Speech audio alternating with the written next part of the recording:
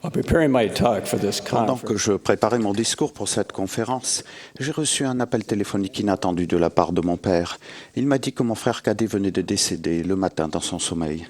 J'ai eu le corps brisé, il n'avait que 51 ans. En pensant à lui, je me suis senti poussé à vous raconter certains événements de sa vie. J'ai reçu la permission de le faire. Quand il était jeune, mon frère était beau, amical et ouvert. Il était totalement dévoué à l'Évangile. Après avoir fait une mission honorable, il a épousé sa bien-aimée au temple. Ils ont eu la bénédiction d'avoir un fils et une fille. Son avenir était prometteur. Mais ensuite, il a succombé à une faiblesse. Il a choisi un mode de vie hédoniste qui lui a coûté sa santé, son mariage et son appartenance à l'Église. Il a déménagé loin de chez lui. Il a continué son comportement autodestructeur pendant plus de 10 ans. Mais le Sauveur ne l'avait ni oublié ni abandonné. Finalement, la souffrance de son désespoir a fait naître en lui un esprit d'humilité. Sa colère, sa rébellion et son militantisme ont commencé à disparaître. Comme le fils prodigue, il est rentré en lui-même. Il a commencé à se tourner vers le Sauveur et à revenir sur ses pas.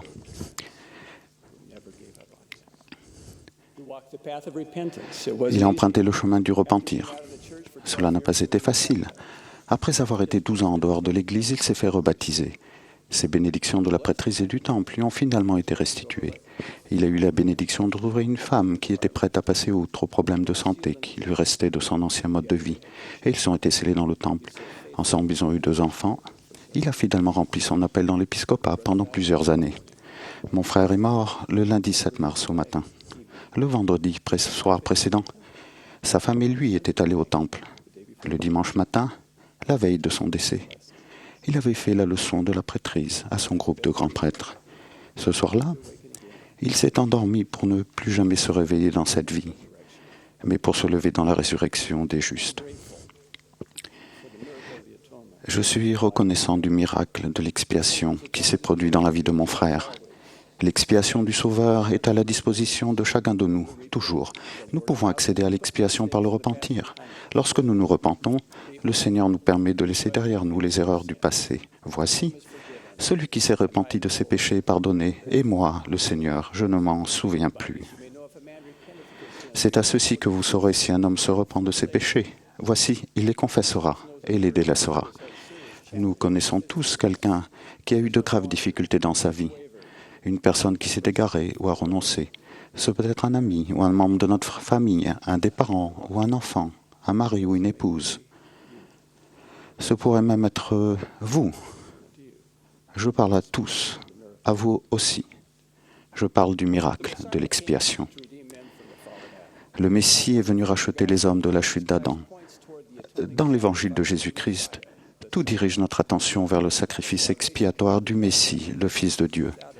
Le plan du salut ne pouvait être réalisé sans une expiation.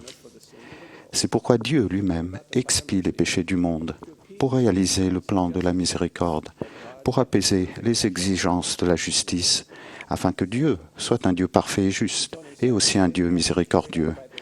Le sacrifice expiatoire devait être réalisé par le Fils de Dieu sans péché, car l'homme déchu ne pouvait pas expier ses propres péchés. L'expiation devait être infinie et éternelle pour couvrir tous les hommes pendant toute l'éternité. Par ses souffrances et sa mort, le Sauveur a expié les péchés de tous les hommes. Son expiation a débuté à Gethsémane, a continué sur la croix et a atteint son apogée à la résurrection.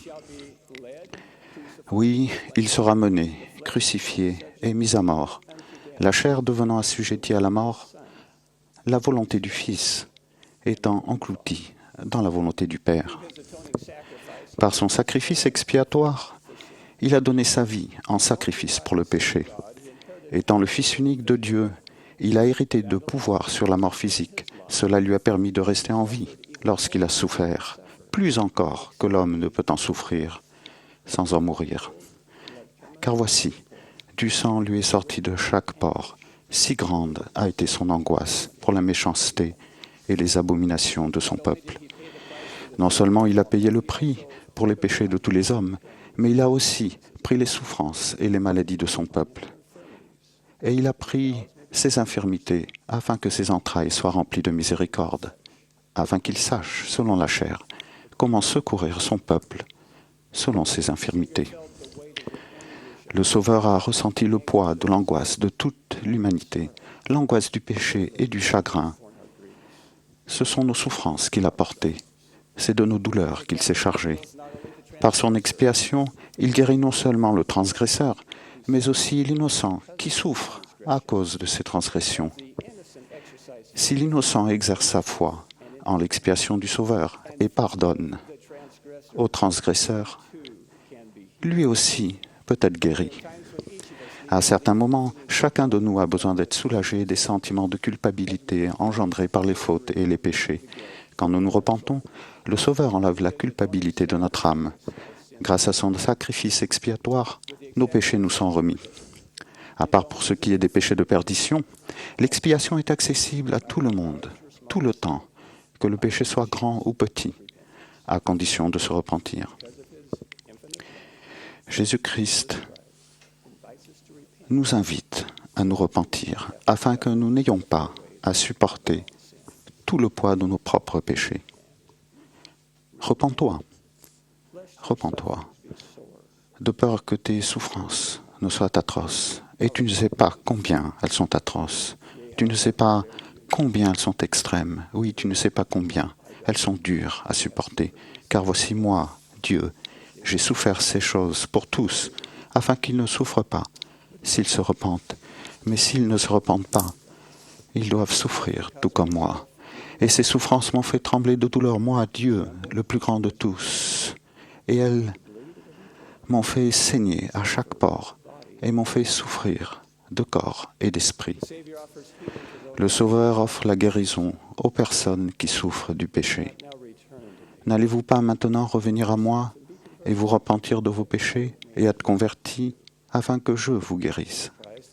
Jésus-Christ est le grand guérisseur de notre âme. À l'exception des péchés de perdition, il n'y a aucun péché, ni aucune transgression, aucune souffrance, ni aucune tristesse qui soit hors de portée du pouvoir guérisseur de son expiation. Quand nous péchons, Satan nous dit que nous sommes perdus.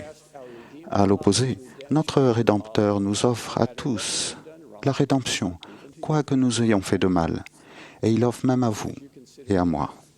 Quand vous réfléchissez à votre vie, voyez-vous des choses à changer? Avez-vous fait des erreurs qui ont toujours besoin d'être corrigées? Si vous éprouvez de la culpabilité, du remords ou de la colère, je vous invite à chercher à en être soulagé. Repentez-vous et abandonnez vos péchés. Puis priez et demandez à Dieu de vous pardonner. Demandez pardon aux personnes à qui vous avez fait du tort. Pardonnez à celles qui vous ont fait du tort. Pardonnez-vous à vous-même. Allez voir l'évêque si nécessaire. Il est le messager de la miséricorde du Seigneur. Il vous aidera dans vos efforts pour devenir pur. Plongez-vous dans la prière et l'étude des Écritures.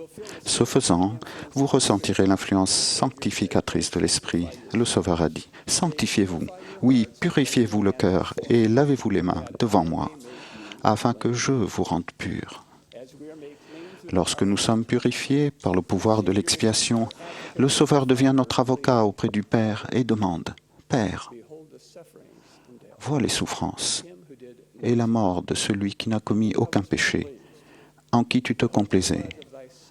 Vois le sang de ton Fils qui a été versé, le sang de celui que tu as donné, afin que toi-même tu sois glorifié. C'est pourquoi, Père, épargne ceci, mes frères, qui croient en moi, afin qu'ils viennent à moi et qu'ils aient la vie éternelle. » Chacun de nous a reçu le don du libre arbitre. Les hommes sont libres de choisir la liberté et la vie éternelle par l'intermédiaire du grand médiateur de tous les hommes, ou de choisir la captivité et la mort, selon le pouvoir du diable. Il y a des années, mon frère a utilisé son libre arbitre quand il a choisi un mode de vie qui lui a coûté sa santé, sa famille et son appartenance à l'Église. Des années plus tard, il a utilisé ce même libre arbitre lorsqu'il a choisi de se repentir, de mettre sa vie en conformité avec les enseignements du Sauveur et de naître de nouveau par le pouvoir de l'expiation. Je témoigne du miracle de l'expiation. J'ai vu son pouvoir guérisseur dans la vie de mon frère et je l'ai ressenti dans ma propre vie.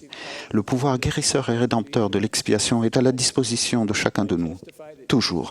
Je témoigne que Jésus est le Christ, le guérisseur de notre âme. Je prie pour que chacun de nous choisisse de répondre à l'invitation du Sauveur. N'allez-vous pas maintenant revenir à moi et vous repentir de vos péchés et être convertis afin que je vous guérisse? Au nom de Jésus-Christ. Amen.